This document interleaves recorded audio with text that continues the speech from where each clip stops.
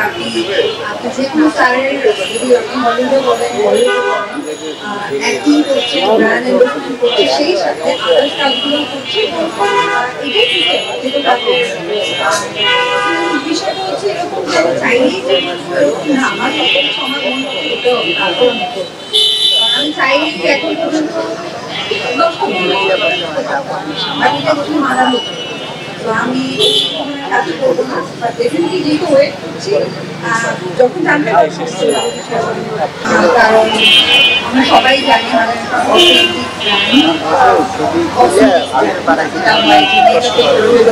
আমরা অনেক সেন্সিটিভ কিন্তু আমাদের ফেস কিছু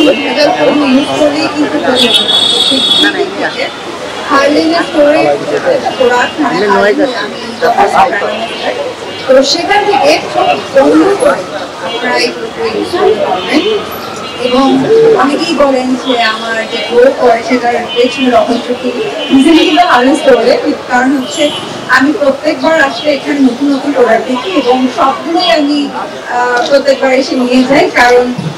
আমি নিজে আগে ইউজ করি যে দেখতে চাই যে কেমন প্রোডাক্ট এবং প্রত্যেকটা প্রোডাক্ট এত ভালো যে আমি নিজে কোনটা একটু নিচে নামান না আলাদা করে একটা গ্রো